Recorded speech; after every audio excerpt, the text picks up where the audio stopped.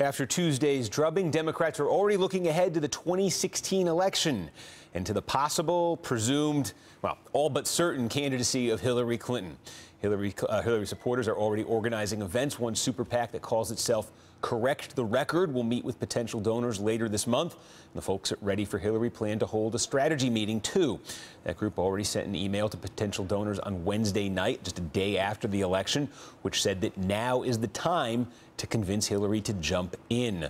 We already know that she would likely be the most high-profile candidate in 2016, but what can the 2014 midterms tell us about where she stands with voters? She campaigned for candidates in Senate candidates in 10 states in the weeks leading up to the election. Only 3 of those candidates won, and a 4th, Louisiana Senator Mary Landrieu, is now headed for a runoff where she has a very uphill fight. Clinton also campaigned for 11 gubernatorial candidates, and 5 of those candidates won.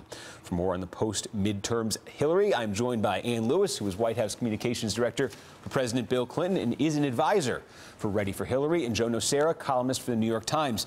So, Ann, let me start with you.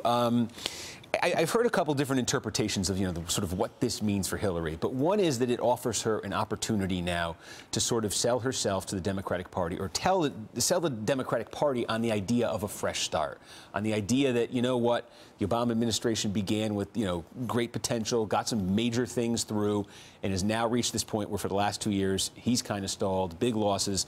She can be the fresh start, the reset button. She's not part of the administration anymore. She's her own person, her own brand. I hate that term. Does that resonate with you? Well, let me start first with where I think we are. I mean, it was painful watching Tuesday night, right? I think we now have a Congress that's going to spend the next 2 years making political warfare instead of trying to pass legislation. That's not good for the country.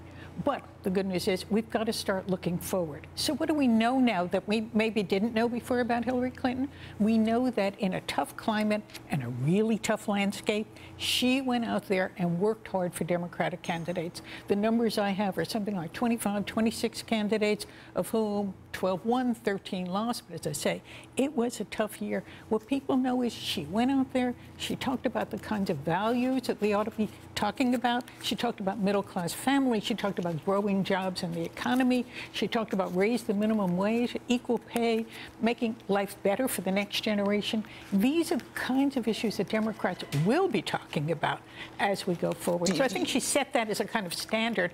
And as I say, she was doing it at a tough time. Well, this was also sort of, she ran in 2008. She became the Secretary of State. As a Secretary of State, you're not political. You're not doing all of the events you just described. So she had a break from all of that. So this was sort of her coming out as a political figure. Do you think she liked it? I went to a couple of those events. I got to see her. And I thought, watching the response from the crowd, watching her interact with the crowd, that in some ways she was remembering how much she also likes the political side of things. Hillary has never said she was reluctant to get out there and campaign. She likes talking to people. She likes listening to them. I watched her working rope lines where just tons, especially of young people, were crowding around to see her. I just think you couldn't be human and not be moved by that. What she's hearing from the people she sees, from the people she hears from, is so strong and so positive about, let's go forward. Well, so Joe, you've been watching Hillary out there for the last few months. What are you seeing? Well, I think a lot of people have an idealized version of her in the sense that, there's a lot of Obama fatigue. Which was reflected on Tuesday night. And there's this thought of, well, she's tougher than he is, she'll be able to get things done. And I think that helps her. Excuse me. Oh. All right. Well, let me say here, the one, I don't even want to call it an advantage. One fact that we will now deal with is the contrast is not with the current president, who's going to be out there again trying to govern, right, unusual term, but the contrast is going to be with the Congress. And when I look at a Congress in which the rhetoric is determined by Rand Paul and Ted Cruz, and you got John Boehner over there, sort of like a lion tamer with the chair with his various factions, and then Hillary Clinton over here. That's the difference. She's going to be different from the Republican Congress. And while they, as I say, are fighting, they're factionalized, trying to make to continue to make war, she's going to be out there saying, here's what we should be doing, here's how we can move forward.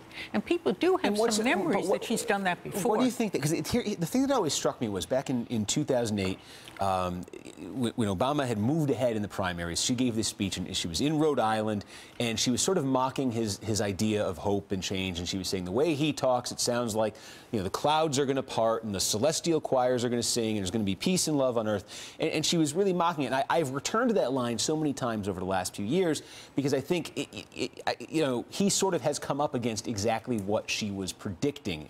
She was basically saying, look, they're not all going to sit around and agree with you. It's going to be partisan warfare. They're going to be trying to destroy you at every turn in the road, and that seems to be what's happened. So what's her answer to that going to be? I think her answer is going to be, unfortunately, there is partisan warfare. It is even worse than it used to be. But I was a senator, and as a senator, I reached across the aisle. I got legislation passed in a bipartisan way. So I think I know what it takes to reach across, if you will, to compromise and get action when you can. But when you can't, that's when you stand your ground, you fight back, and you're talking about what's most important to you and to the American people. Do you think, Joe, do you think that's the kind of message Democrats, after 8 years of the Obama presidency, are going to be looking for? Yes, absolutely.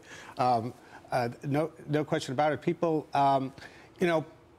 people want a president who knows how to, who both knows how to fight and knows how to get things done.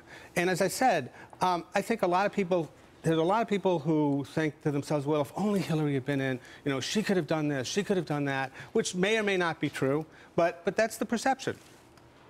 All right, Election Day was 4 days ago. Results are still coming in. We finally have a winner in one of the closest congressional races in the country. We're going to give you those results. It's out in California. We'll have them for you as soon as we come back.